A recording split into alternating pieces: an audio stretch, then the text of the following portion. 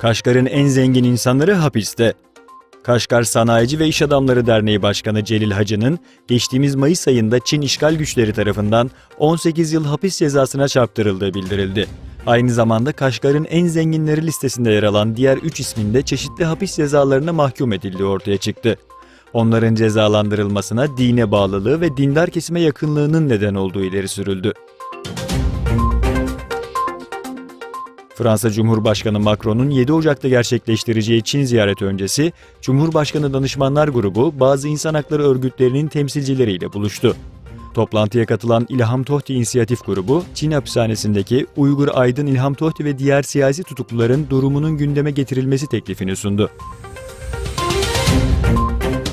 Bitcoin madencileri Çin'den kaçıyor.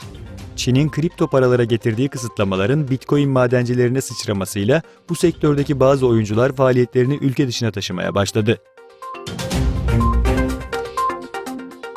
Çin, yurt dışından yüksek yetenekli çalışanları çekmek üzere uzun süreli vize uygulamasına başladı. Devlet medyasına göre çoklu giriş vizeleri 5 ila 10 yıl arasında geçerli olacak. Teknoloji sektörünün liderleri, girişimciler ve bilim insanları başvuru yapabilecek kişiler arasında bulunuyor.